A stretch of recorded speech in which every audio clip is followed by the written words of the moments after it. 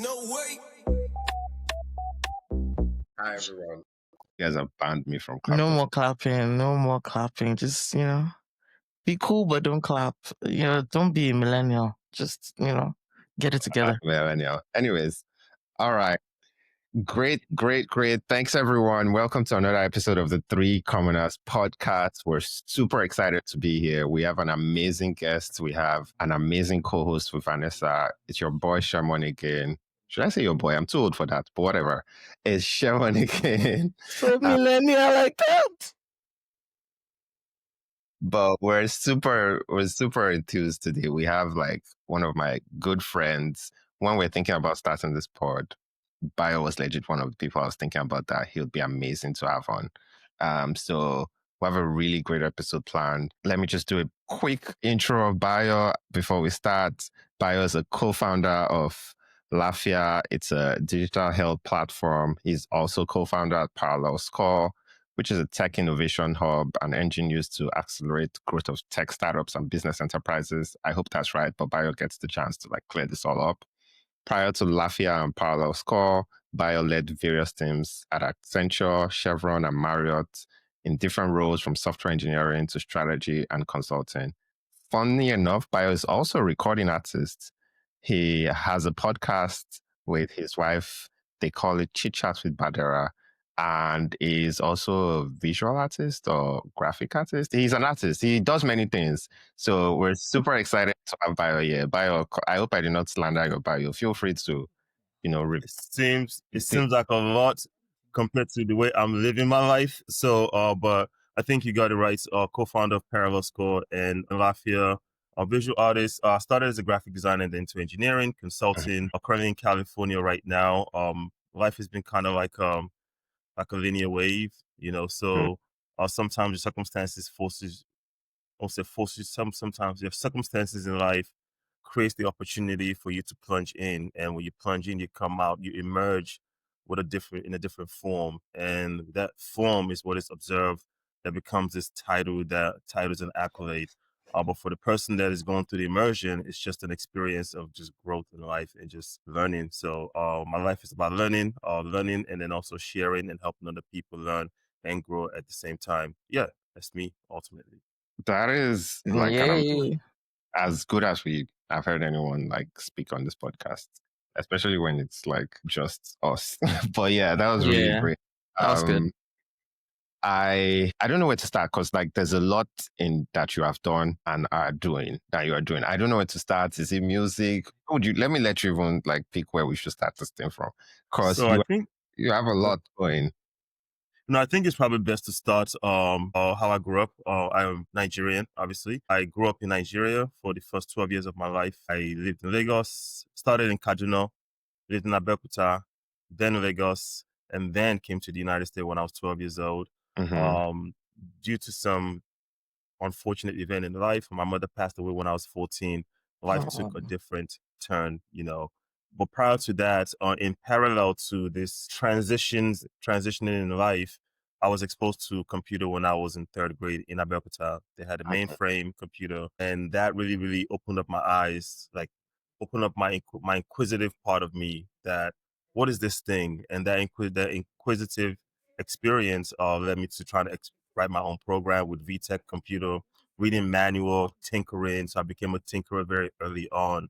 Then I came to the United States when my mom was already getting herself into computer before she passed away. And I was tasked with the duty of helping her transition from Windows 3.1 to Windows 98. How old were you again? Just so people are... I turned 13 in the United States. So I was literally just became a teenager. You're a teenager. When I got into computer. Faffing around. But yeah, I think this is where really starts that interest in computer. And then now having some of the tools in the US, I just became a tinkerer. And then when my mother passed away, I transitioned from a lover of sports, soccer, into a deep obsession with tech. But all that, the growth and acceleration was made possible by the community I was in.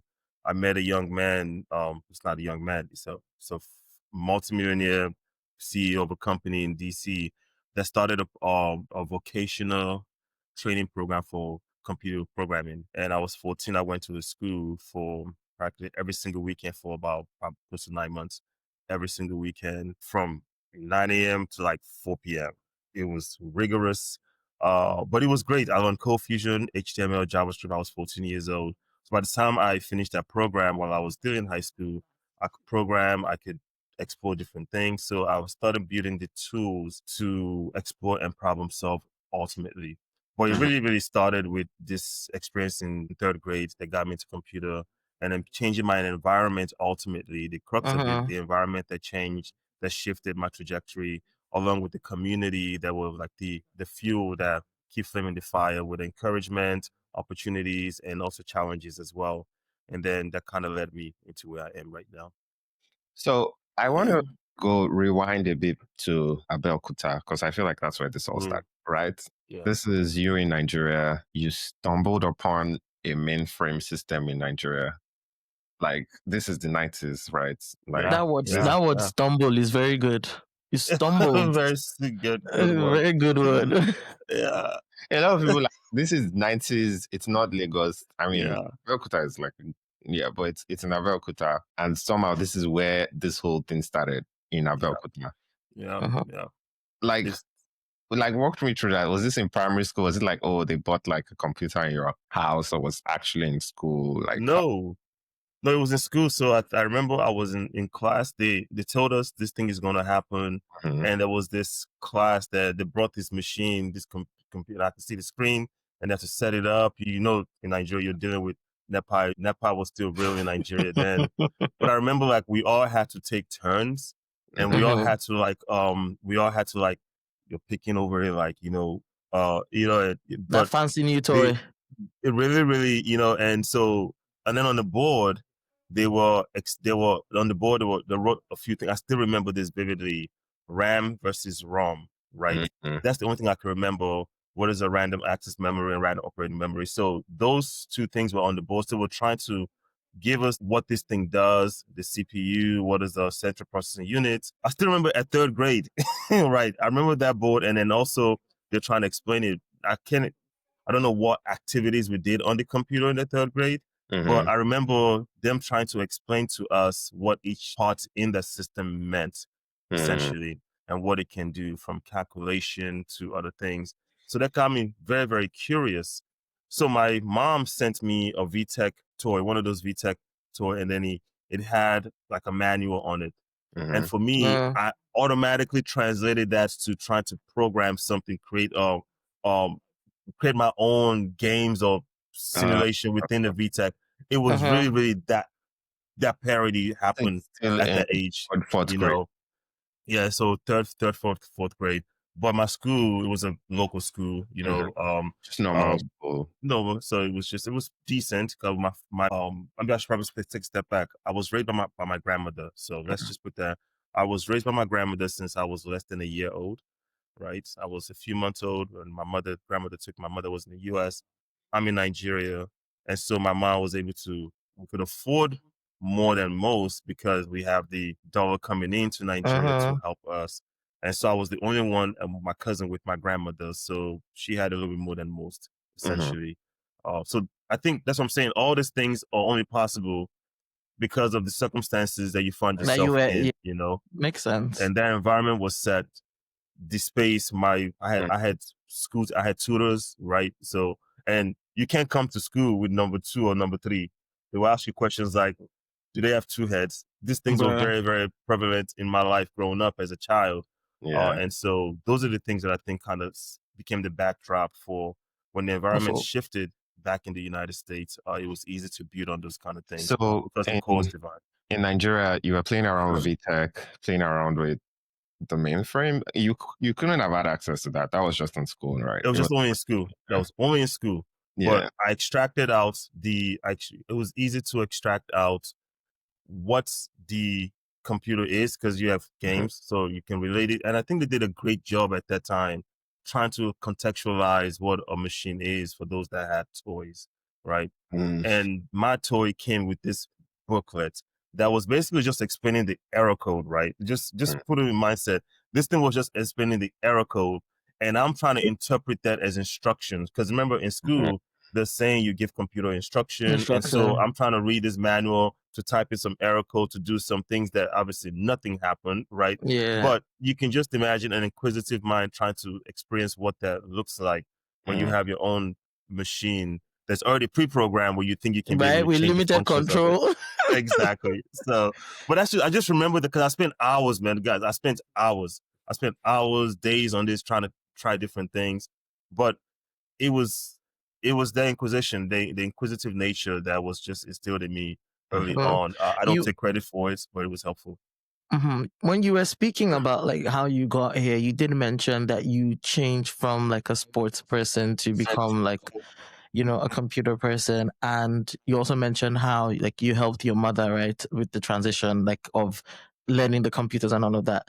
And unfortunately she passed away. Do you feel like her passing away was also part of the catalyst for you to move from being a sports person to being like, okay, I'm going to pour myself into more computer stuff, maybe as a form of connection or something? Is there a correlation between all of that? 1,000%. I think everyone experienced grief differently, and even just thinking about it now, I remember when I finally accepted the fact that I am an orphan.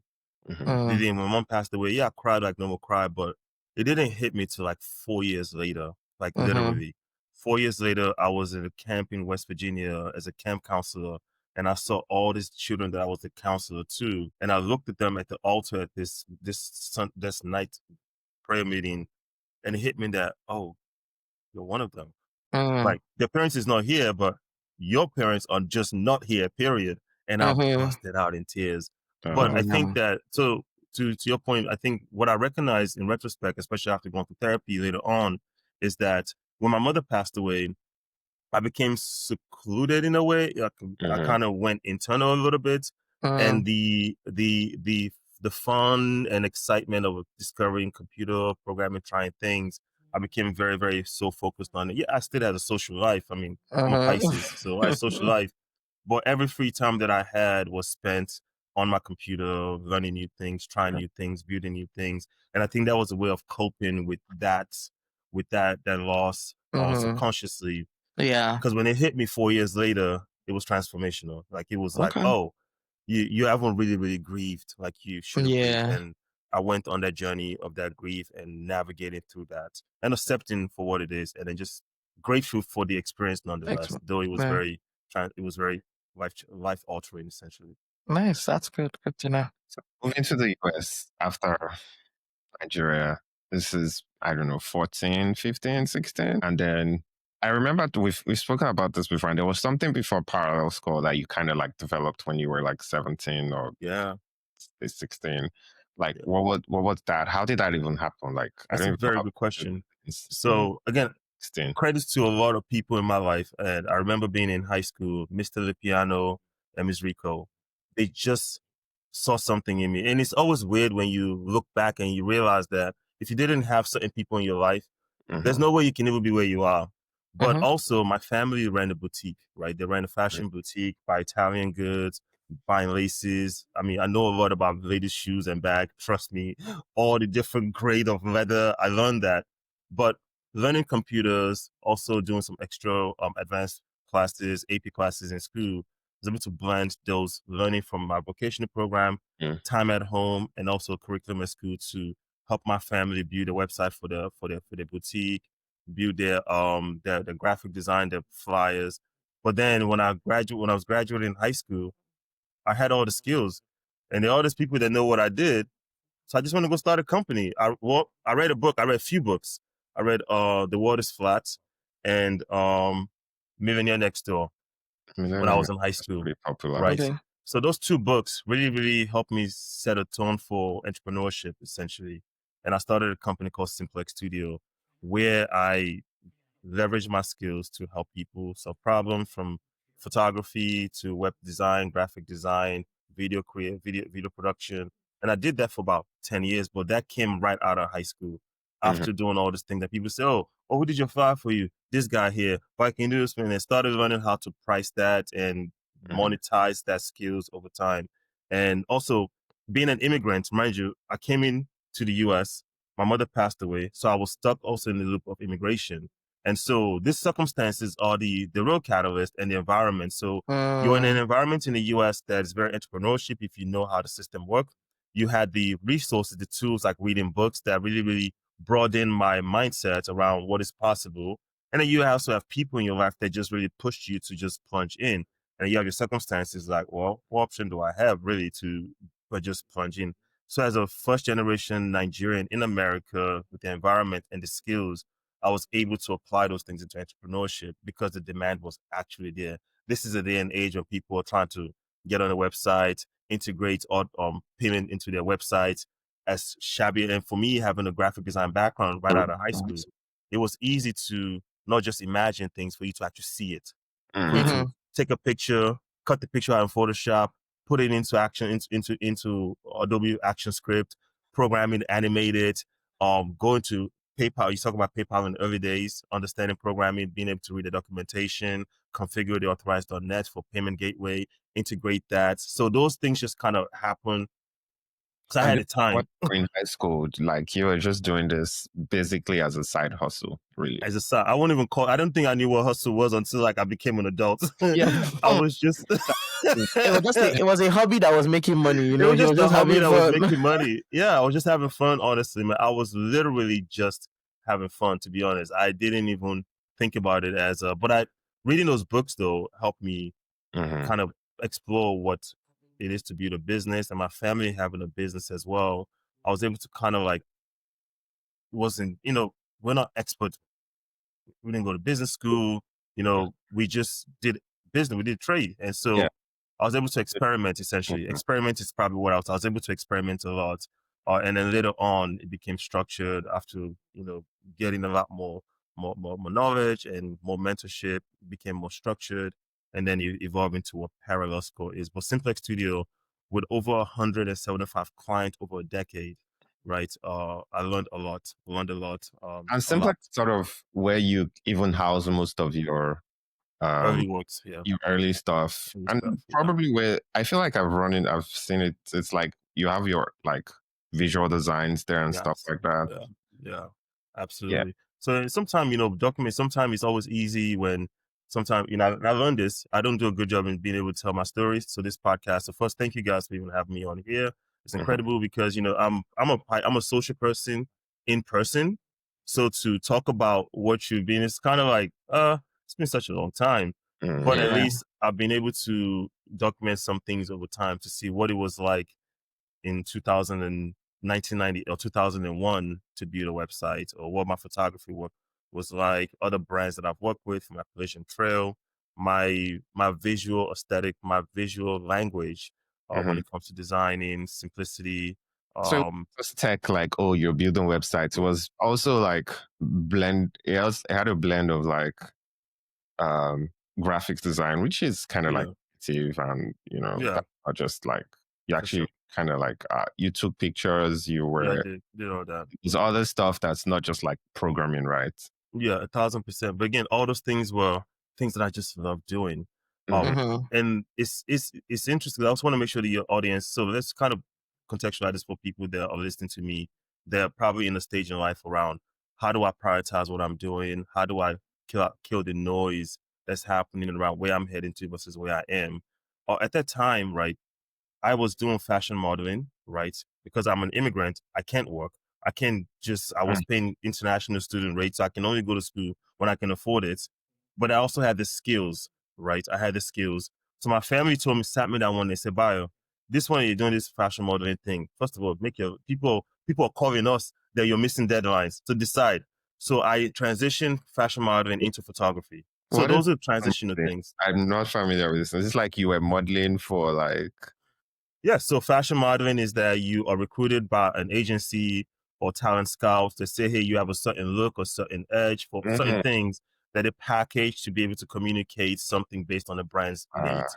So when I had a campaign with Fila doing fashion show on Runway. That type thing was like, like you were on Fashion Nova. Like, obviously there was no... Yeah, so I mean, nowadays is, obviously it's been, so I'm this slinky Nigerian guy that was the love to run. You'd run, walk on runway. I did a lot of runway. I did a lot of runway shows in the early days. Not notice.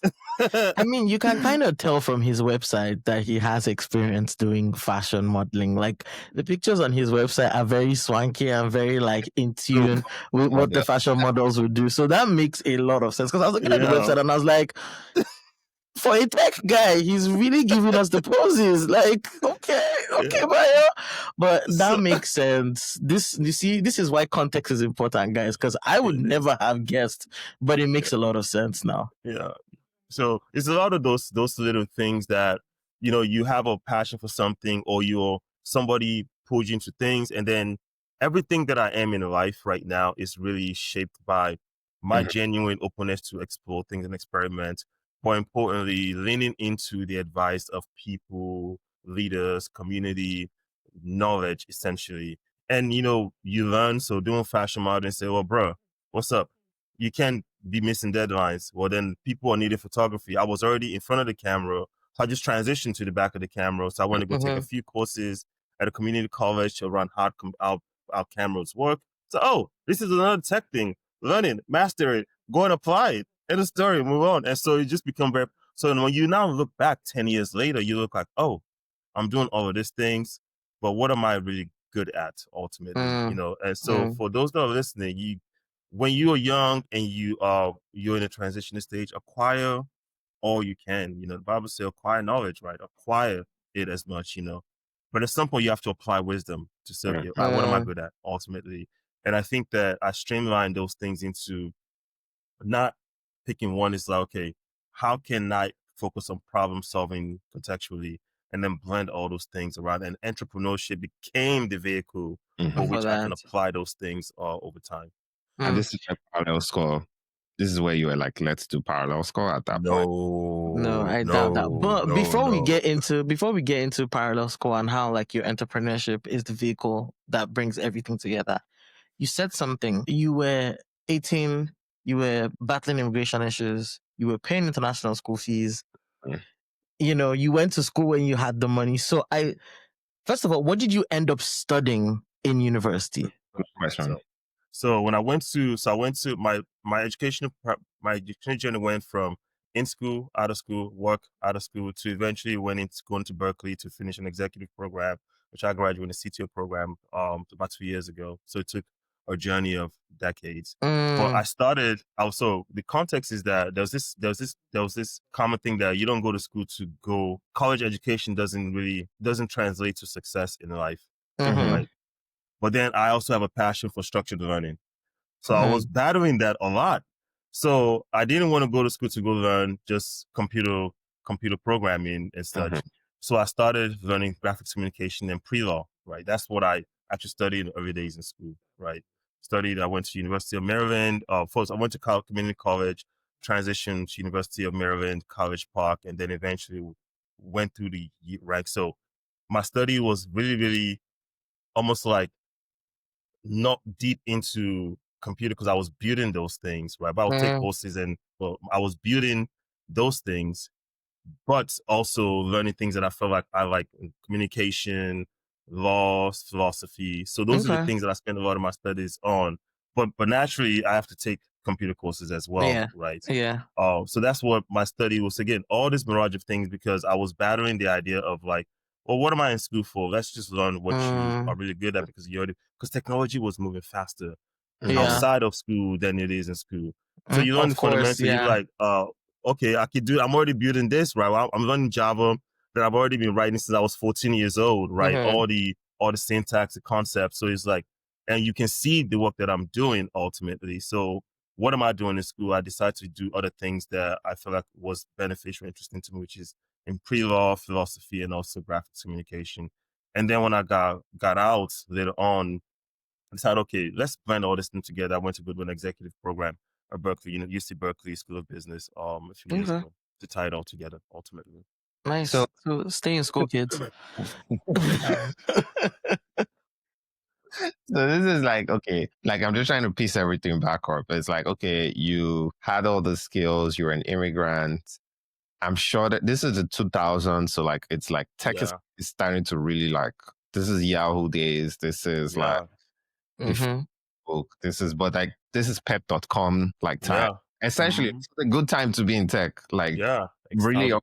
how easy was it for you to be like as an immigrant with all the skills? Because it seems like you could easily have been at like early PayPal. You could be a PayPal mafia at that point, but like I remember at 16, interviewing for a company in California, right? After finishing my programming vocational program, but I didn't have status, so I couldn't work, and I was still in high school. I remember having that conversation with my family, like, "Oh man, this immigration thing is a burden," and they just said, "Just don't worry about it. Just keep pushing and pushing."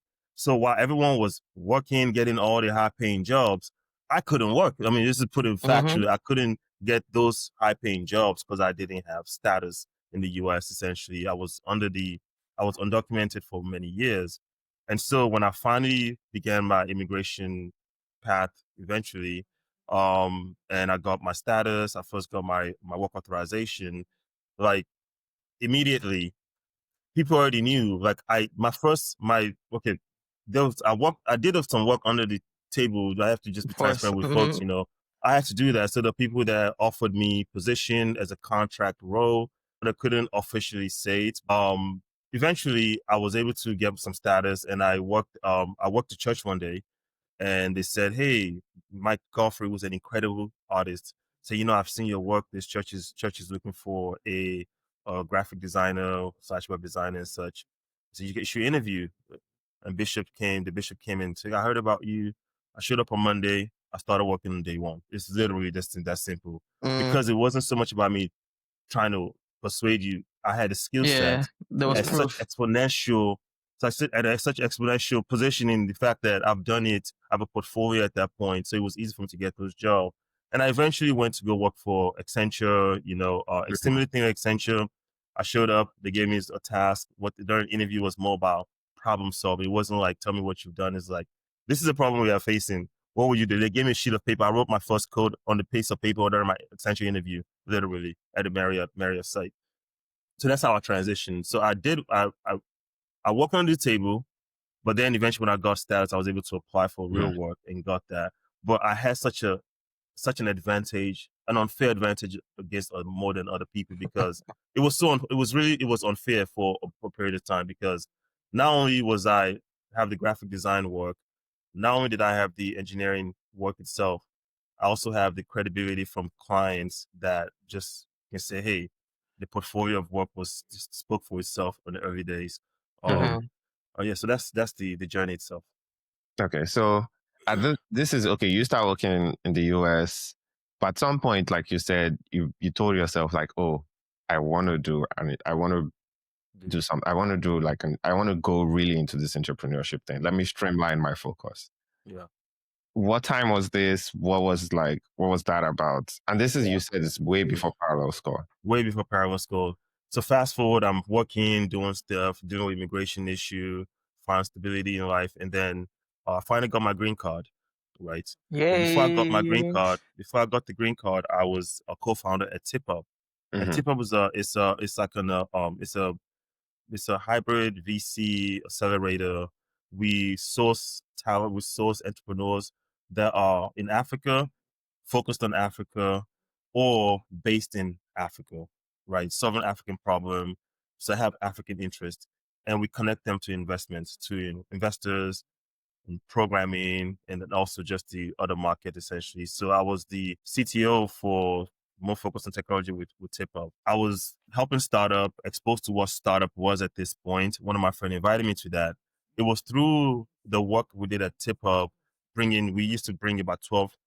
We put in we announced our accelerator when we select 12 companies that we flew to the United States in partnership with the World Bank and U.S. Chamber of Commerce to do programming for them in the U.S. and then do a Diaspora Demo Day. So Diaspora Demo Day was something that came out of TipUp. It was through that exposed me to the challenges of entrepreneurship in Africa specifically, and I became curious. When I got my green card, I went to Nigeria for the first time in 2015. In Nigeria 2015, I saw a 6 or 7 year old boy, two of them hugging while I was taking a picture of volunteering in Nigeria. And I recognized that the only difference between myself and them was just my environment, right? And that brought out this passion. I'm working by this time, mind you, I have a full dedicated, I was working for Accenture. So, I mean, but I already had my portfolio. So I've kind of like merged. So I exited Simplex Studio into Tip Up. So it was quasi acquired by Tip Up. So that was my first exit into Tip Up. So I focused on the technology with that at Tip Up side. But when I went to Nigeria, I came back with just a burning passion of what I want to do next. I can't forget these two boys in Nigeria. And I decided that I wanted to create 1,000 jobs. So that's what brought the focus of ParallelScore in focus. I wanted to create 1,000 jobs within a decade on the continent, and how I was going to do that. So I started a company called ParallelScore, and we experimented. But eventually, I had to go back to what am I good at, what are the needs, and technology became that innovation became that focus for me. But it really came in just living with my comfort zone, being in Ajegunle in Nigeria, and then seeing that, there's a huge need for the future talents of the continent, and how can we be able to help them accelerate, essentially. It started there, and it became what it is today. Like for those that don't know, what is ParallelScore and what are you guys trying to solve for, essentially? Yeah, sure. Like any company, you evolve. Like you start with a simple idea, but you evolve based on what you learn and what the market says. But we are innovation studio, or we're design research and development studio. We focus on innovation. So think about the technologies of tomorrow that are emerging right now. We tend to focus on being expert in those early on. So when enterprises are trying to explore those technologies, we can provide the talent, we can accelerate their development, startup or enterprise. So we help basically get ahead of the innovation track before you get there. So when you get there, we can help you on strategy, give advisory services, or also build as well for organization. And internally, we experiment as well on different verticals. So we just do innovation, and research and innovation. That's what we do ultimately. And you basically had this 1,000 jobs back in the US at Accenture, but you're like, I want to go back to Lagos to do ParallelScore. Yeah. Well, I went to Nigeria, and the first thing that I saw in May of 2015, the first thing that came to my mind was a beautiful chaos. When I got to Lagos, the word was a beautiful chaos. And I said, Uncle Uzo, this is such a beautiful chaos, right? Beautiful is So when I came back to most of the work in that. all right, that's what I felt. So when I came back to the States, I reached out to Accenture. So Accenture had this program where you can take a pay cut and go volunteer, take about almost up to 70% pay cut, and go do volunteerism work in the international space, essentially emerging markets. So I reached out to folks within Accenture for a program to basically leave and go volunteer in Africa. I want to understand what's happening on the continent. I'm doing this accelerator. Just so everyone's aware. For 70% pay cut.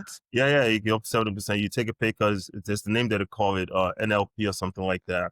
And you go. And so I reached out to folks in Accenture, like, hey, I want to go to Africa to just go explore. I want to volunteer, do some impactful work because what I was doing. And I was like, well, there's no program. So essentially, that outreach connected me with the CEO of Accenture Africa, who said, well, there's really no program right now, but there's no immediate opportunity. But, since you're interested in this, well, I can make something happen. And it was a Bayo. People come to Nigeria to come get rich. Like, I just want to come learn. I just want to come learn and understand what's going wrong with startup investment in the continent. It was a Bayo. People come here to come get rich. I said, well, I want to just come learn. So in December 2015, I left my Accenture job, and sold everything I had. I moved to Nigeria for a few months. And I went to go do strategy at Idea Hub, which is a co-working center with helped me also did some collaboration with CC Hub because we're right next door to each other then in the early days. And I got a chance to really see firsthand what it is to be a startup or entrepreneur on the continent. In Nigeria. And what Nigeria, is that like? What was that like? So I wrote a paper called All Things Parallel. So it's probably on my LinkedIn page, where that was very, very good because I didn't package in Nigeria like most people do. I took the bus, I took Okada, I went to all the bookers. I didn't do any. I mean, I had most of my friends. Right. Huh? You were staying in Yaba at that point, right? So I was staying in Ikoyi, but I was working in Yaba. Okay, so I will wake up in the morning. No, hear me out. I wake up. My uncle, Sanctus uncles, who hosted me. Okay. I wake up in the morning, take the moped to I think Obalende, take the bus to Yaba, and I'll take the bus back. Yeah, that's how I live because I really, really wanted to immerse myself. You wanted to immerse in yourself. that. My friends thought I was crazy. Trust me. All of my friends are like, what are you doing? What if you get kidnapped? What if this happened to you? It's like, I'm here for this reason. But why do people, I'm sorry, just to digress a bit, people always obsess about getting kidnapped in Nigeria. And I'm like, nobody's really checking for you like that. If you don't like make yourself such a spotlight item, like nobody, like, you know, he's just a random guy that came from America. Nobody knows who he is. Like, you came from America. Like, they don't even need to know that you came from America. You know, I feel like when you now start carrying all the mopo and doing all these things, other people are like, who is this one that has just joined us? But if you ease into it and just behave like the locals, bro, nobody's checking for you on the grand scheme of things. So, you know, don't package. Just take it easy. I would agree with that, except that I also had a kidnapping running in Nigeria. You can run into it. you can run into it, but it's not like not like the moment you step on the continent, they're like, oh wow, yeah, that's fresh meat.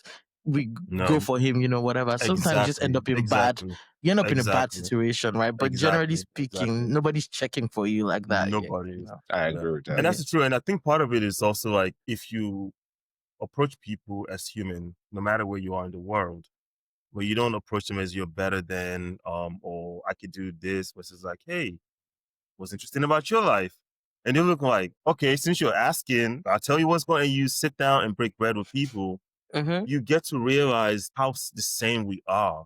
At the end of the day, we breathe the same air, eat the same food, and the knowledge that a lot of times that people come from the US or Europe, some people feel like they're better than, you actually learn a lot more from people on the ground if you actually take time to listen, essentially.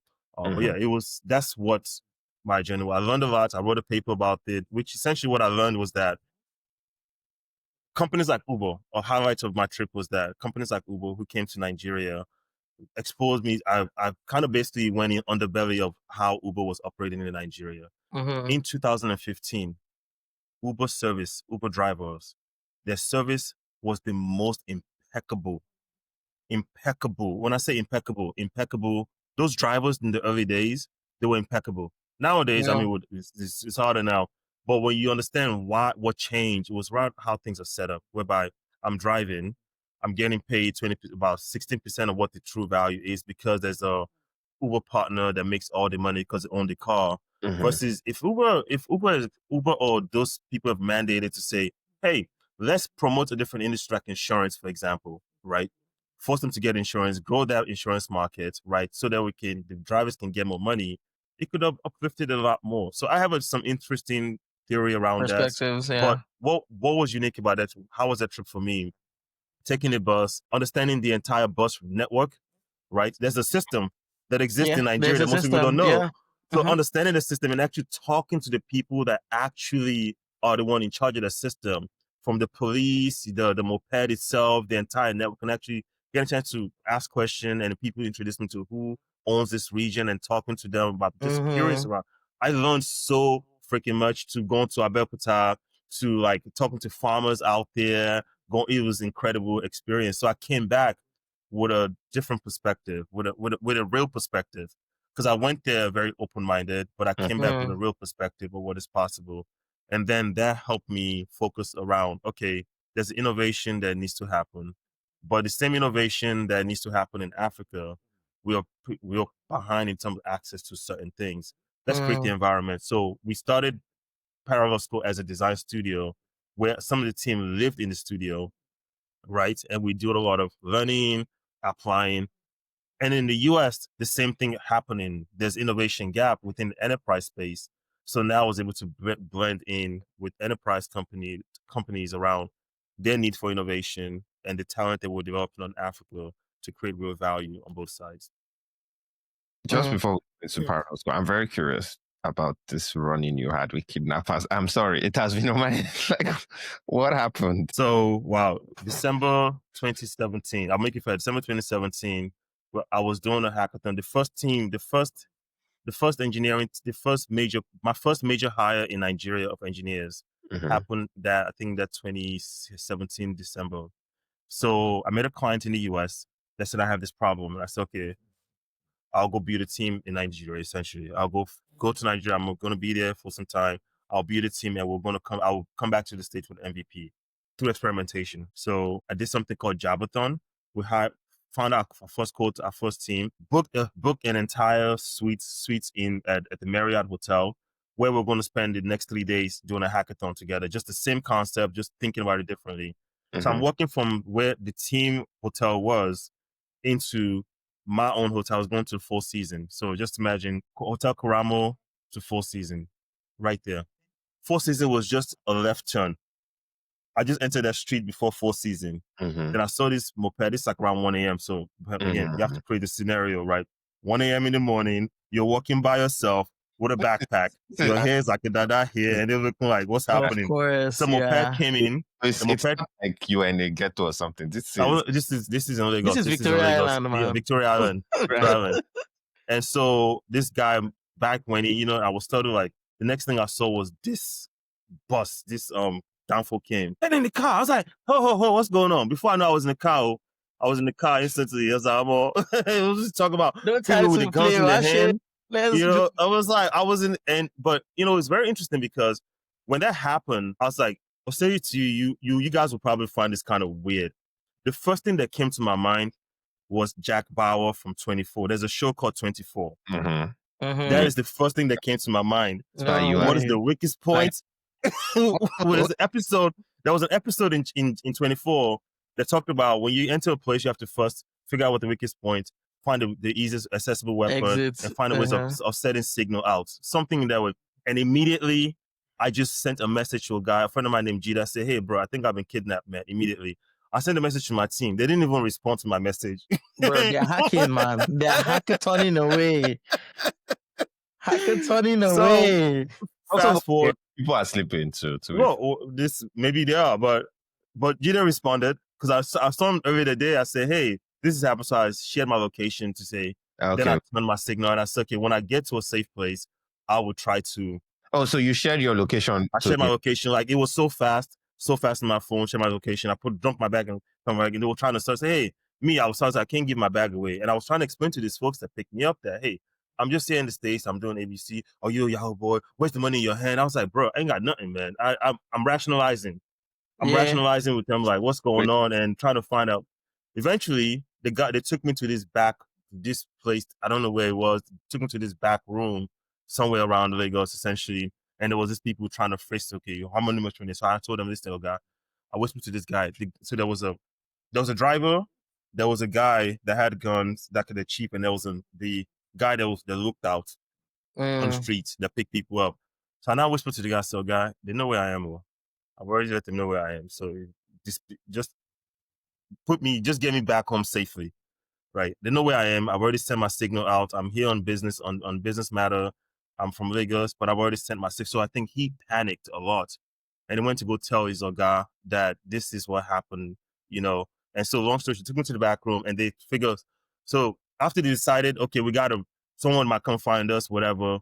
They now took me, covered my eyes, and now dropped me at Lekki toll gates, in front of the Lekki toll gates. And that's how I got back home. That is crazy. It's a true story, man. Crazy. I was low-key waiting for you to say, oh, they ended up being police. Because I know someone that had a similar story around that same axis.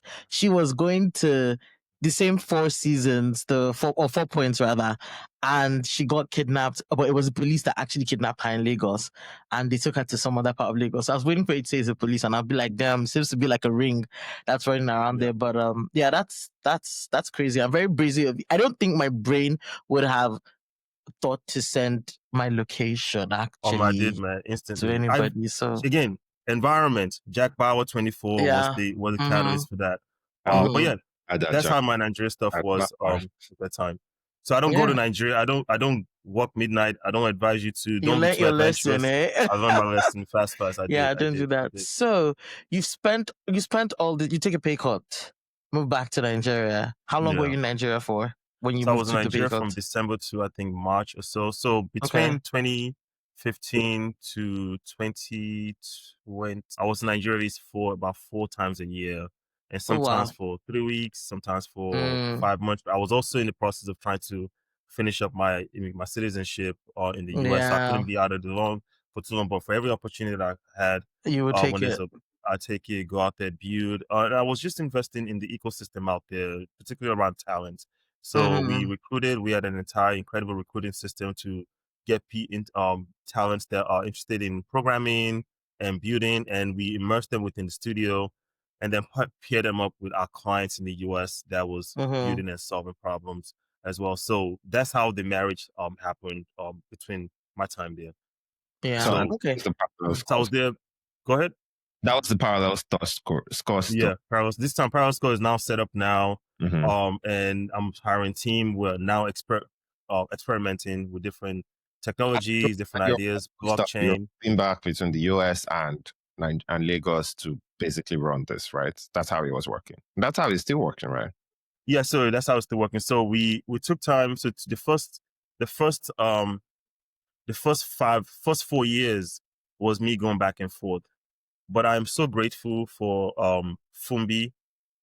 Fumbi was a friend of mine that was the director. It was the operation manager at Idea Hub when I was at Idea Hub in 2015. He was the one that led me to my first hire, Emmanuel. I don't think ParallelScore would be what ParallelScore is now if I didn't have Emmanuel as my first hire. He's a Nigerian boy that spent a lot I wish one day I wish he could write a book from his perspective, what it was like to co-build, to see the first 5 years of ParallelScore, because a good portion of the groundwork when I wasn't in Nigeria was managed by Emmanuel. He's Mm-hmm. such an exceptional guy. He's in Canada now. He just graduated with his master's degrees in Canada. But that young man was very instrumental to the operationalizing ParallelScore in the early days.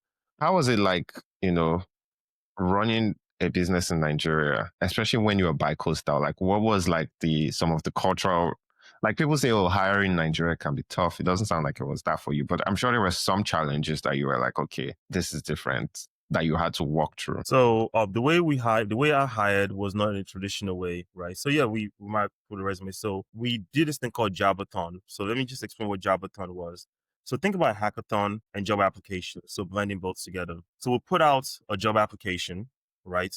And we we get probably 50 to 100 applicants that comes in. And then we set up the interview dates. And then we book a space. So this is before COVID. We'll book a space and everyone shows up at the same interview at the same time, right? And then we put a problem statement. So I didn't do hiring one person. I try to hire in team. Back that's what Jabathon is. So instead of you doing one person hiring, you hire in team in batches. Essentially, so we're going to hire 3 to 4 people, and we know what this is going to be a team. So we try to hire a team, and we'll put a problem statement on the board. And we in those days we were trying to better filter out the softer skills in people, not just their technical skills. Mm, Are you your collaborators? How do you respond things are not when things are not what you're used to? How do you translate requirement into a tangible plan that you can execute on? Can you move fast? So those are things we would testing for. Those are the more important skill set, because we have a general understanding that most people can program. They have a portfolio. If you showed up here, let's demonstrate that. Put a problem statement on the board, and you're in the room with other engineers. So now you have to go build a team, right? Go and build a team, and then by the end of that day, you have to be able to come up with a plan with an MVP of what it is. So we have certain frameworks back then, whether it's Laravel or Angular. Go and build this thing. There was a designer, there's a project manager, there is a back end developer or front end developer. Your job within this next 6 hours is to come up with an MVP of something based on the problem statement. That's how we were able to hire some of the best people early days in Nigeria, or by doing this experiment, Jabathon, essentially. And then they have to present these things to each other, right? So not only do you have, so it's more like rather than just doing a job interview, we did job interview from a Jabathon, but then we had I had a HR person that we hired internally, and we had a process for hiring essentially. So the combination of Jabathon helped us experiment with our hiring process. And then we infused that into how we also hired. We created an entire system for filtering candidate out, some testing, But more importantly, it's more about the interview process was not just me interview one person. It's like we say, and we were very transparent about it. The interview process is like you're going to show up with other engineers. We've given you an assignment, and you have to walk us through it. And the value of that is that the other candidates get to understand why they didn't get hired. It's not because we didn't like you. It's like, oh, this guy is really, really good. And then they also left there knowing each other, like, oh, this is an opportunity for me to collaborate with these people I can learn. So that was the approach that we took for a good portion of our hiring of our team over a period of time. Okay. So ParallelScore is working, it's doing this thing. You have your hiring mechanics set up and all that. How did we get to Lafia? So when you start a company, you try different things. You have a goal to innovate, and you build our product. After about 5 years in it, we start to realize that we were really good at emerging technologies. So this is when the early days of blockchain, big data, big analytics. We're really good at that. But we found out most of our clients early days were in healthcare space, right? So healthcare became a really, really good that we were one of the when it comes to healthcare healthcare standards, adopting healthcare standards for data and data sharing, we knew the standards really, really well. We contributed to the standards through partnership with our clients. So that became our crux and butter. So 2019 came, I took my wife to Nigeria and she got sick. And it took us 6 hours on that day to figure out basic care, right? For me, where do I go? And calling few friends, what hospital do you use? To like, oh, this is crazy. Now, we've been building in healthcare in the US many years prior to that time. My mother died of cancer. So healthcare has always been very personal. But now to experience the reality of it in Nigeria with a person that came to Nigeria on my own bequest, it was not the most exciting thing. Yeah. And that's when I said, we need to find a way to solve this essentially. And that personal story is what really led to the Lafia. But we already had the experience in problem solving in healthcare. So now let's focus on Africa and really, really transform healthcare the best way that we can. Yeah. So, and just so for people that don't understand, so that is how Lafia came to be. But as of today, what is like Lafia's bread and butter? What are you guys doing, and what is the impact? Yeah. So right now we recently launched. We did a lot of things in healthcare, helping organization. When people trying to adopt standard, there's a healthcare standard called FIRE. So Lafia became more integrated for adopting standardization, so organizations can share data within each other. And then we there's a lot of failures within Lafia as a startup, right? So there's a lot of why the balls are great, but there's a lot more failures than there are success. And I think the biggest impact that I can speak to right now is our new partnership with an organization. We finally integrated our conversational AI platform with another startup that's serving about 100,000 students right now in Nigeria. So that was super exciting. So we became more of a glue between other systems essentially. So what Lafia does right now, so for organizations that are building healthcare space, we are building an agentic platform that's a glue between all the entire data layer of healthcare. So sharing data, onboarding, payments within healthcare space, the agentic layer of that is what Lafia has become right now. And our first product out of that is called Amina, which is a conversational AI that turns your healthcare questionnaire into a conversation. So we can extract a lot more data and insights on behalf of the stakeholders, the patient, and the provider in a conversational way. Okay. And just out of curiosity, what's the meaning of Lafia? I just want to know if it's the meaning that I think it is. It's exactly the meaning. So Lafia.io is health and tech, wellness, essentially. That's exactly what it is. We got a trademark for that, thankfully, for the name in the US. So we got the trademark registered. But yeah, this is what it is. Just wellness, health and wellness. health and what it means in our wellness. Huh? Is that what it means in Hausa? Oh, what the word Lafia means. Yeah. So that's what. Yeah, I thought it had a. Yeah, exactly. So Lafia just means like well, like somebody asks you how you doing, you be like, oh, we're alive, Lafia, like we're well. So I wanted to see if there was a time with that. That's actually genius. And then to have it named Amina, love it. Sorry. Yeah. My brain is tying things together behind the scene. Remember, I'm a brand consultant, right? So for my graphic design work, so these are the ways that these things are very, very, very helpful to have the skill set and not just on the entrepreneurship, but also on a corporate level as well. So it helps to have that experience. So when I'm thinking, even within the studio, when we're thinking about clients' product name, even internally outside, we think about the longevity of the brand, not just the product itself. It's not just, well, I build a healthcare platform that can do EMR. It's like, what is the brand? What is the relevance of it? How does it scale over time? Because you're going to evolve. Like what you start with is not what you end up with. And like when we started, we tried to organize the ecosystem, the EMR ecosystem. We built an incredible EMR standard-based platform. And then we were leapfrog because many open source products came out that now we can't charge you for something that's already free. So then we went on the government side in Tanzania to try to build, help Ministry of Health in that side. We also learned that there was a funding issue on that side. Then we said, okay, let's go in and to what our core strength is, which is innovation and the future. And conversation AI, when the age of AI became a thing that we kind of lean into, and we finally got an integration that launched literally this past month.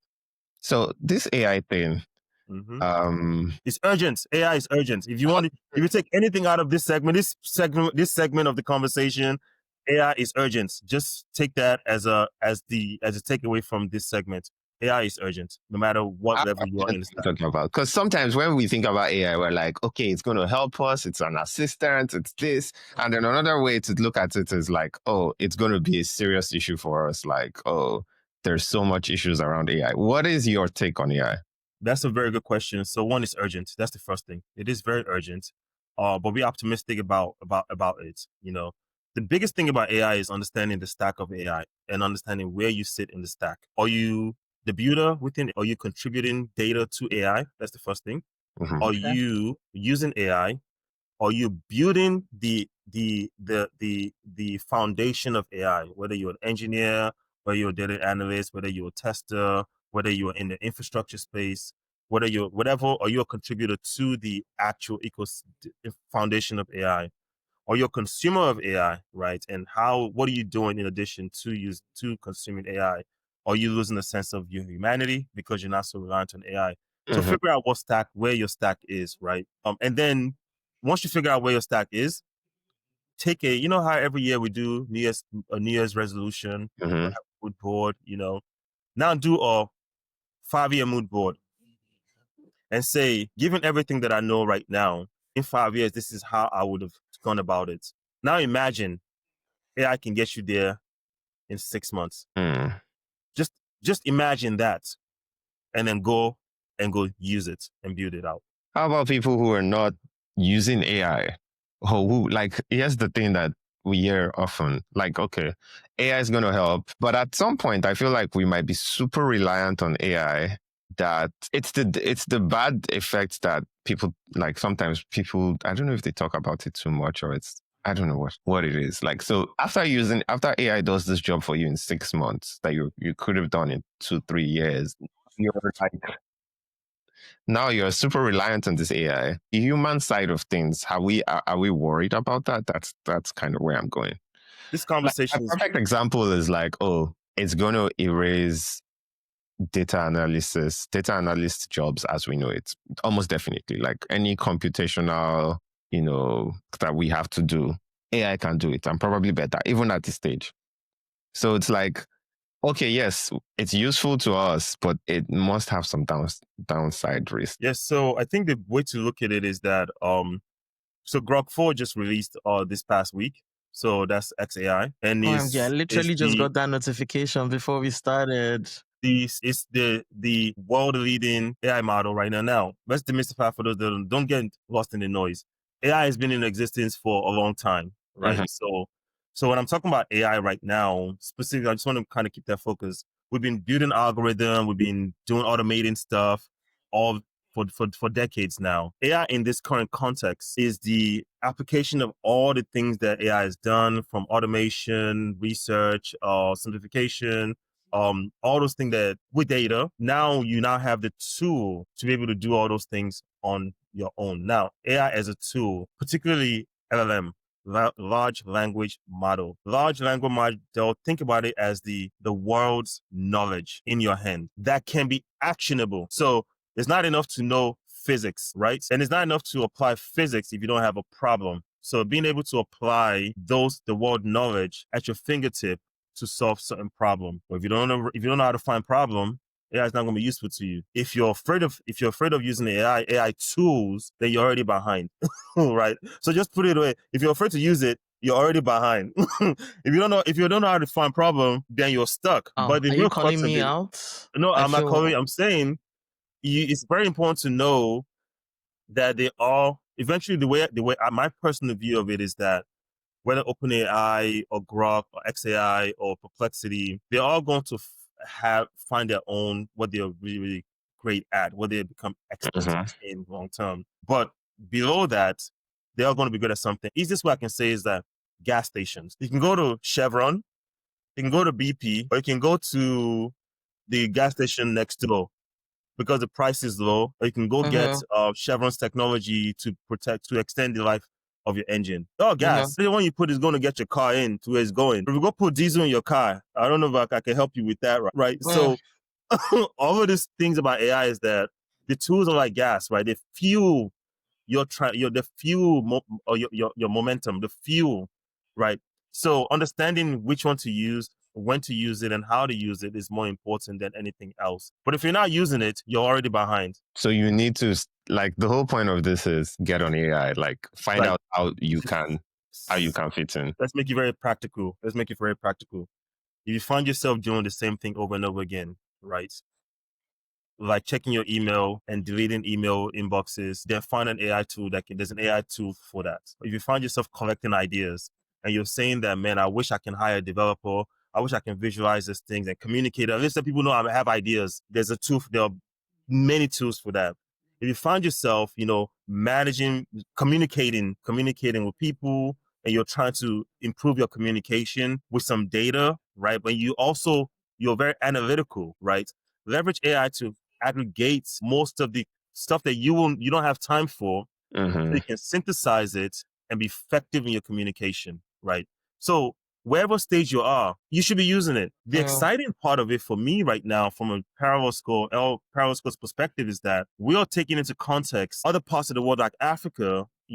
Most is AI English. It's like, imagine I can write Python, Java, I can write Python, JavaScript, JSTL, and a few other programming language, and I can do most of the stuff in the infrastructure layer and also front end as well, right? But I have to learn so many things. Imagine in the future, English is becoming the primary programming language.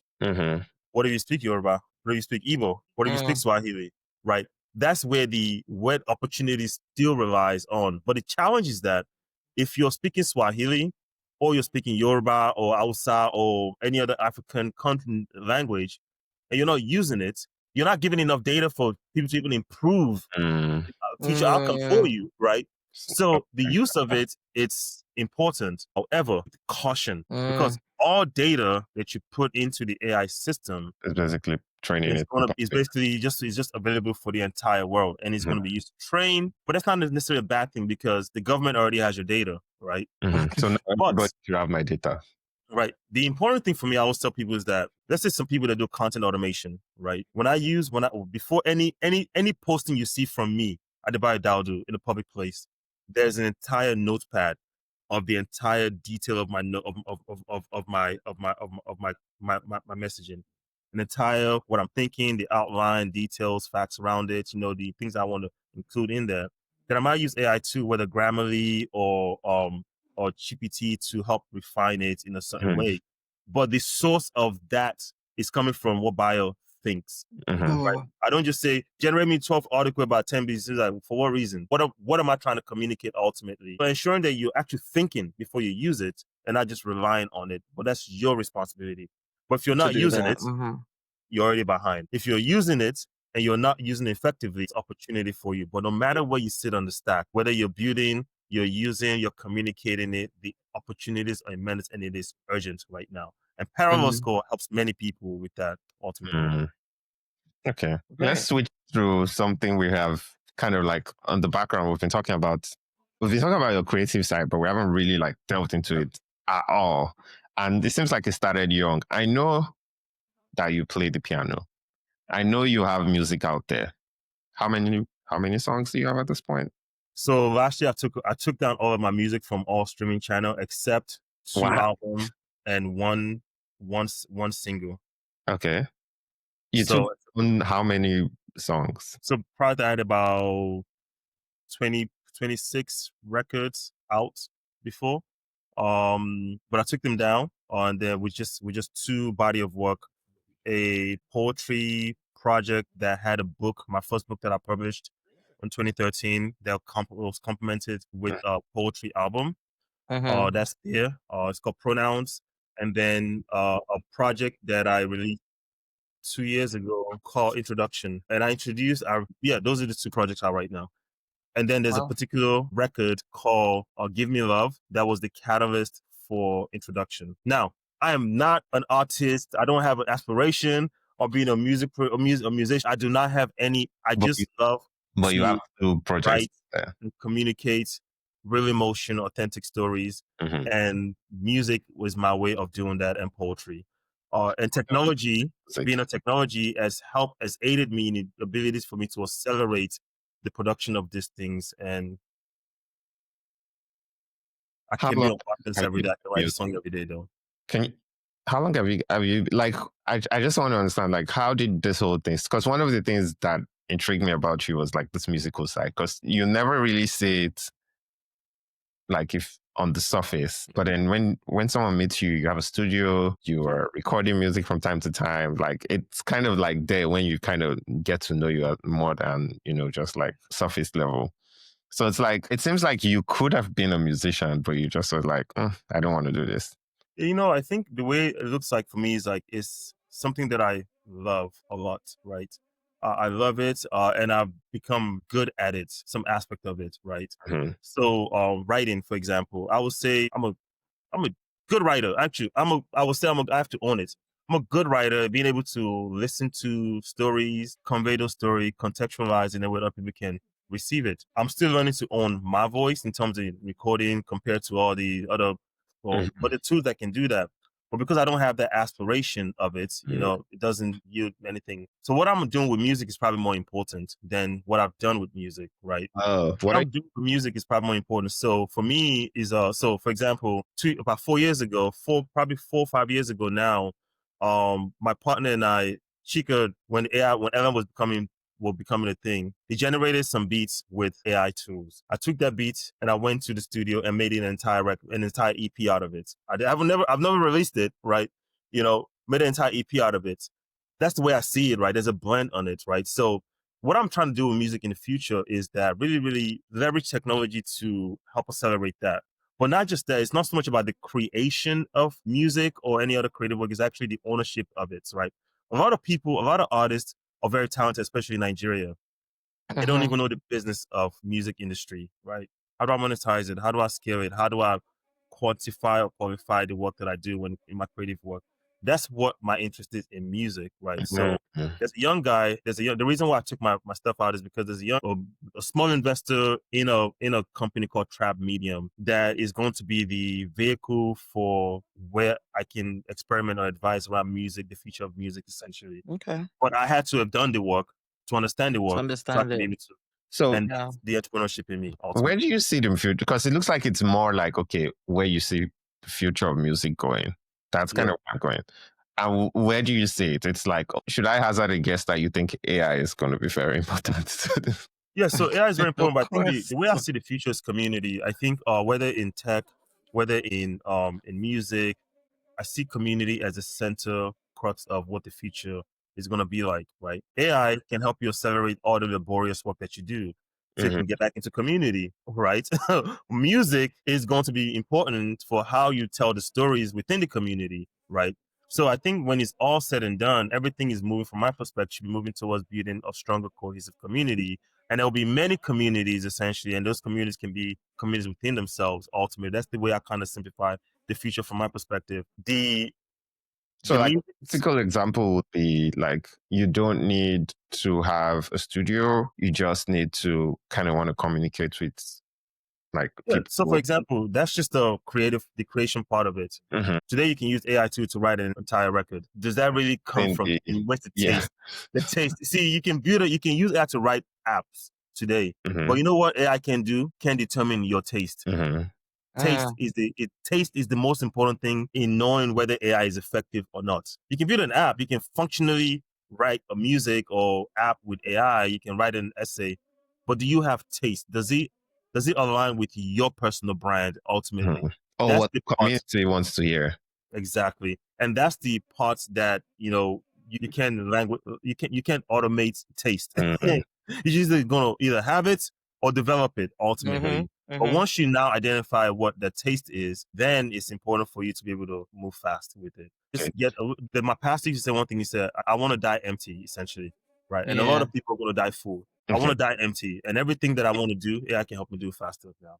How you say it is okay. You determine the artist determines the taste and the tech sort of helps you get to the community or to the broader audience. That's Exactly. kind of like what you see the future Yeah, goes. using AI to understand the trends that people are interested in, right? So I believe artists should write all their songs, the stories itself, and every single lyrics in your song should have a story or face attached to it.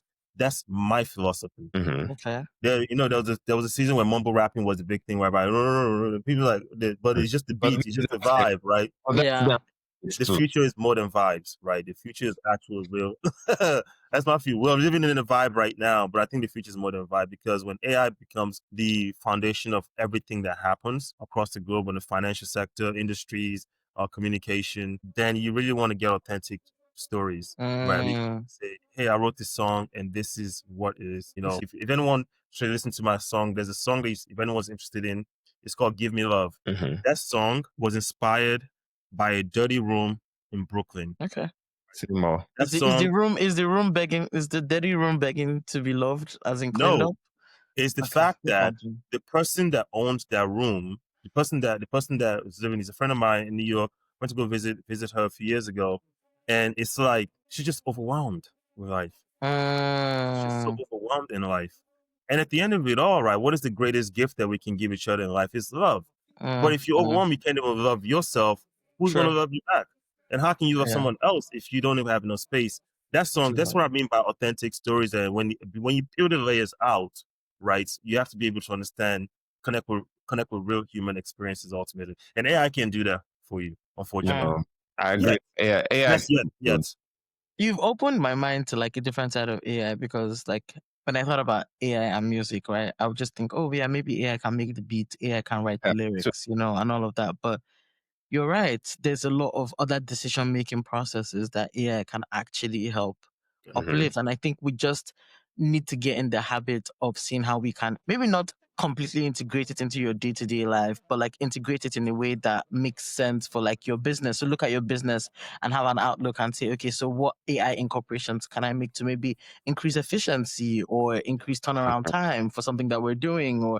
And so, yeah, it's definitely changed how I view AI, just this little conversation, and that's interesting. So yeah, And I don't share. I I'm have not an AI. personal homework. Yeah. I'm not an AI doomer. I don't think AI is going to replace some jobs, but it's going to create a lot of different opportunities because humans are still reliant on each other. There are Yeah. 8 billion plus of us in this world. Even if you have a trillion robots in the world, they can't make up for the human connection. Human Things that interaction. it's hard to explain. The fact that we're trying to figure out the origin of God in itself. AI can't figure that out if we haven't figured it out. And AI can only do Yeah. if what we've Program. guided into Yeah. program it to Yeah. do. Right. So we're always gonna be ahead of AI, period. At the end of the day. I think so because we feed it, right? Like it's Yep. not like it's something that taps into some greater source and gets its information from somewhere. We're literally feeding it and training it. It might be more efficient or faster in turning around things than we can because of course human brain. But I think at the end of the day, like he said, it's guided by what we're feeding it. It's training on what we're feeding it. It's just most likely the turnaround rates are again efficiency, just more efficient because again, it's It what competes it fast. is. The It's fear, a the compute. fear that is imminent is how the capital market uses this innovation, right? So, and we have to separate AI from the actors that are equipped Okay. with the AI capabilities. The Mm, financial markets, the geopolitical, stuff that's happening across the globe right now. But the AI itself is a tool, is a companion. It's going to get better and better and better. But I can't determine what's a government or institution would do with He AI uses it to, yeah. with their staff. But it's important to ensure that there's a safety that's built in. I encourage people that if you have ideas, use those tools. Use Lovable, use V0, use ChatGPT, use Claude. If you're into automation, your newsletter creation, content creator, podcast hoster, go and figure out how to build workflow in end to end. It doesn't hurt. You're going to learn a lot more. Don't say, I don't know enough. Just freaking start. Just start. Just start where you are. But don't ignore it. Otherwise, you're going to be left behind. You're going to become irrelevant and you're going to have to wait for the next wave. Fair What's enough. going to be the next wave? I don't know. But this This current wave current is wave, AI. yeah. Don't let this This leave current you. wave is AI. So let's just jump on it Let's get this and ride wave away. here. Absolutely. Okay. Just to round up on the music side, like, are you working on anything creatively, or not just music, like right now, that we should That you want know? to share? Yeah, that you want to share. Are you doing a visual album or anything? So it's just, I feel like you're always doing something. So I'm sure I am always doing. This year has been very busy. This year has been very, very busy. I've been doing a lot more advisory work around technology, particularly in the healthcare space right now, in the capacity of as a CTO. ParallelScore expanding to South Africa earlier this year. So there's an entire team that's exploring that. We have some focus in the US. So there's an entire team that is operationalizing the bigger vision of the organization. I stand not as one person. Founded the company, but I founded it in partnership with other people, and other people have come along, and we're evolving, and we're growing as it is right now. But creatively, I've decided I was going to work on one record this year, only one. I'm going to spend the entire year this year to work on one record. And now, mind you, I've had many ideas, but I'm really, really trying to be very disciplined that if I'm going to release anything, it's going to be one record. I already started it. I'm 40% done with it. It's going to take you the whole year to do it? It's going to take me the whole year. Wow. How long is it going to be?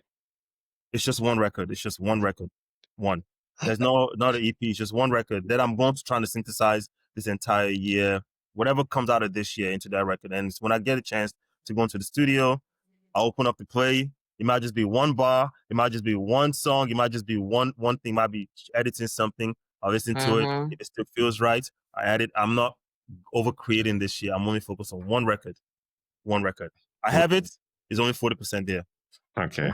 So you have another 6 months. I'm helping other people, right? I'm still helping other people produce, and when the time permits, for music for me is therapy, and it's important to kind of separate the world structure from what it is innate to who I am, which is feeling the emotions that I experience every single day and being able to come back and reflect on it later on, while other people can benefit from it. As you were talking about like CTO stuff, the one question I think I kind of wanted to ask you before was, right now you're bi-coastal, mostly in the US. How are you running? What is the, like running a business from two businesses for that matter in Africa whilst you're here? How's that even remotely possible? Because a lot of people think if you're in Nigeria, you have to be watching your employees. You'll be a hawk. You have to look at them eyeball to eyeball. If not, and I'm sure your organizations have had human resource, everything issues.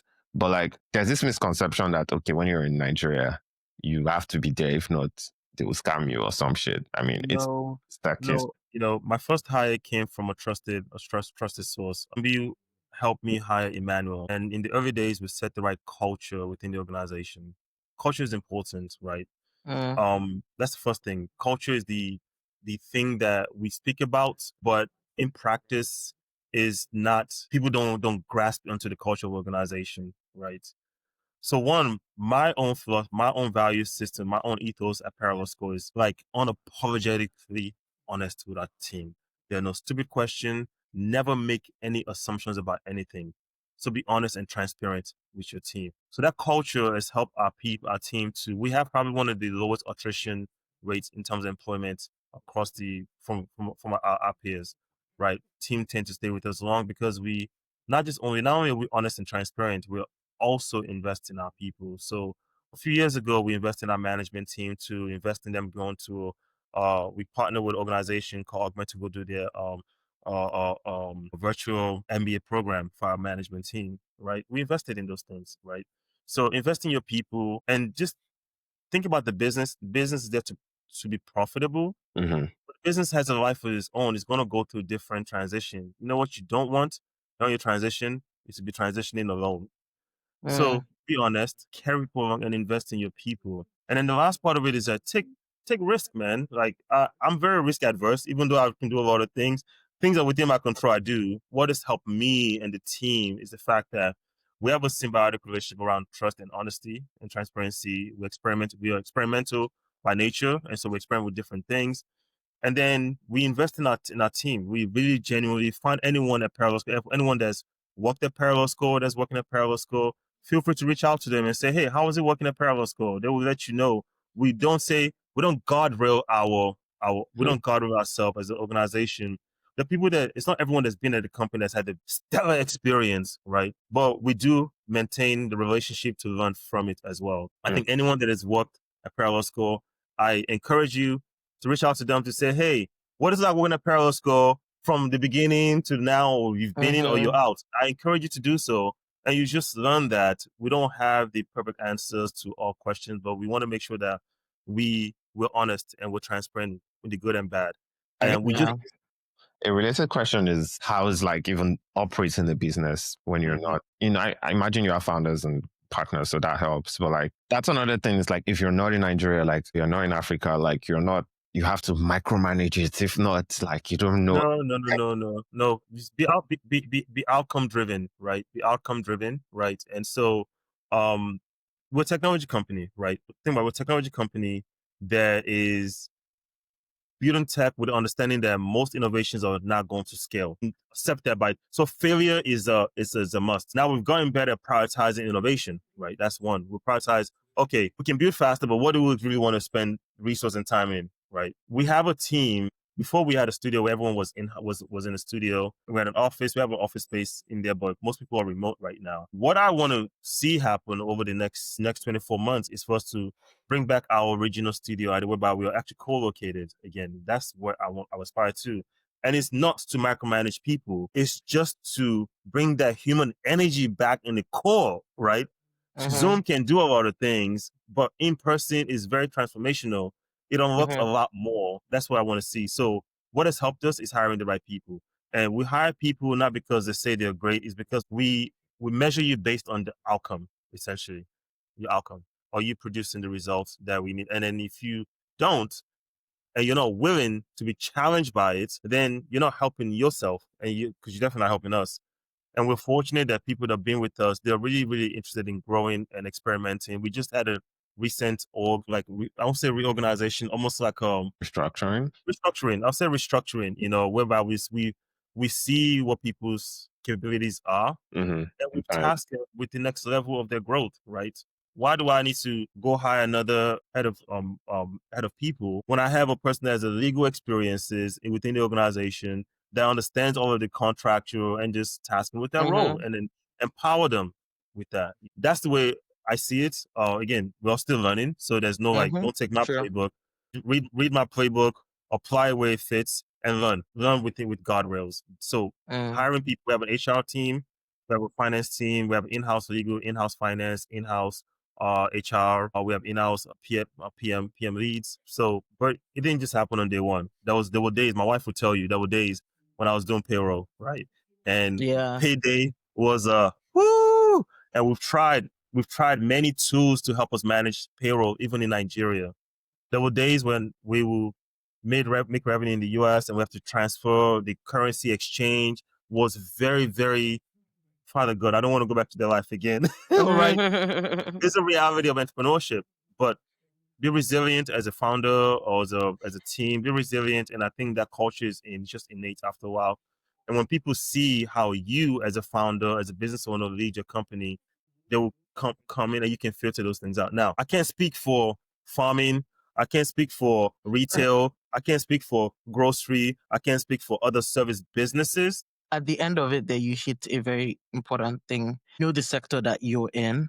Yes, you right? have to. And You have to. and do what needs to be done to succeed in that sector, right? If you're 1,000%. going to be in a service business or a business that is very people facing and people interacting, you know the guardrails or the things that you need to put in place. And if you're Exactly. more, like you said, in an advisory role or a role where you're speaking to people that already live abroad and you just create a team in Nigeria, know also the things that you need to incorporate in there. So yeah, Yeah. be in the know of what's applicable for your sector, guys, Absolutely. and But run with it. there's nothing better than being with your people in person. And the way I did it in the past, I will come to Nigeria for months on end, stay with the team, do everything in person. It's been really, really helpful. COVID shifted a lot and we've had to adapt like everyone else is adapting. But our culture and the core of the company has helped us navigate what this interesting terrain has been. It hasn't been easy. So don't say it's been easy. It hasn't been easy, but um, it's been a lot, we've learned a lot and what worked and what doesn't work ultimately. Okay. I think we Yeah. continue like on and on for hours, but I think we kind of at some point. But I want to sort of round up with like just like as you've been on your journeys, what about like Nigeria has interested you, is still intriguing you to keep wanting to go back and keep trying to invest in Africans or in Africa? Like maybe that's kind of like, because that seems to be like, I remember you saying, oh, you sold all your stuff. You told me that story before, and I was always like, I don't even know if I can do that. But what is the thing? It's like, okay, you want to do this, like that makes you want to keep doing it. I think that's kind of a good place to round. There's a record on my last EP called Lagos Soul, right? If you're in Lagos right now, just go play the record from Ikoyi or from Yaba and then listen to the record over Third Mainland Bridge, right? There's something infectious about the soul of Lagos, right? There's something infectious about the soul of Lagos that Vanessa is it's from hard. so she can't relate. It's hard to like. Now I've been other parts of it. I was in South Africa not too long ago. I've done a lot of work in Tanzania. I've been to Zanzibar. I've been to Kenya. Many other parts. I've been to Egypt, Morocco, other parts of African nations. Now, well, I think Africa should be one country, one. That's my own different philosophy. But Nigeria specifically, there is something infectious about Lagos soul that once it bites you one time, it's hard for you to heal from it. It's not for everybody, but you have to get bitten by the bug. You have to get bitten by that bug, and there's no antidote for it. There's no vaccine for it. It just lives with you forever. Go listen to the record, Lagos Soul from Introduction EP, and listen to it on Third Mainland Bridge. Very specific instruction. Listen to it on Third Mainland Bridge, guys. On Third, whichever direction, essentially. Okay. And then look at the oceans, look at the downfall driving, look at if it happens to be on Friday night, look at people's faces right in the evening. And you see the soul of Lagos from the joy of like, oh, I want to go meet my paddy. Man, this life is frustrating me, or this is heat, or the gala, the gala I just bought before I got on the Third Mainland Bridge, I'm crushing it. There's no AC, I'm finding myself. That soul is such a beautiful chaos that is hard to make up unless you're there. So I encourage you, if you're not in Lagos, go out there. If you're there, embrace it. I think Beautiful Chaos is the perfect title for this whole. Yes, I know, right? This entire thing, Beautiful Chaos, is going to make sense. But thank you so much, Bayo, for sharing with us so openly. Thank you for giving us a backdrop into your journey, sharing about your business and your creative side. Like we said at the beginning, you have so many things going on. I don't even know how you have time to still do podcasts, still be a husband, and do all the other things you're doing, be a friend. Great stuff. Looking forward to, seeing Parallel more mainstream, Lafia more mainstream, and all the great things that you're doing. I'm not in Lagos right now, but I'm going to listen to Lagos Soul because I think that I already have the bug. So maybe I'm able to key into it, faster. And the bug is very selective. It doesn't choose everybody. Lagos has to choose you. Just know that if you go to Lagos and you don't like it, it doesn't like you. It didn't choose you. But if you go to Lagos and you fall in love with it, it chose you. And if it chose you, ride with it. Stick with it. There's a reason why I chose you. That's how I feel about Lagos. I don't think it's for everybody. I think that it selects the people that it wants to, for lack of a better word, chew on, because Lagos will chew on you. But if you're one of the selected few and it chews on you, you might strike gold, and that might be a good thing. So thank you again for coming on the podcast. Yeah, and thank my wife and my kids for allowing me to make time. Because it won't be Yay! Thank without you, them. guys. All these things, all these things are Shout possible out to because of, again, the right support Mm-hmm. system. And I say this from team, co-founders, our operations team, the engineers that are constantly innovating, the customers that are using and giving us feedback or positive or negative, Mm-hmm. and most important, family, man. I'm here because of my family, from my own family growing up and my now newfound family, my wife and my kids, the incredible support system. And I wouldn't be who I am today without their support. So I'm super grateful to Mhm. them. If you ever see them in your circle or anywhere, say thank you. Oh, Dankadade. very well. Dankadede. Yes.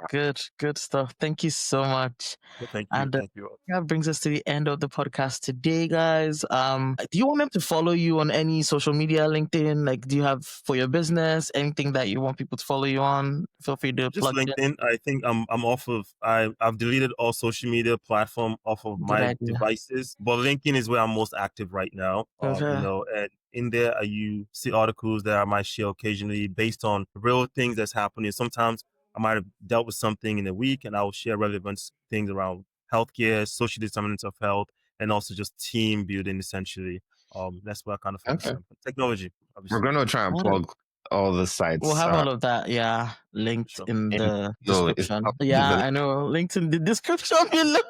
LinkedIn. But but yeah, thank you so much. episode Bio. We really appreciate and we thank everyone for rocking with us and staying with us throughout this Yeah, entire man. episode. Mhm. And with that, we can wrap up another episode of Three Commoners. Yay.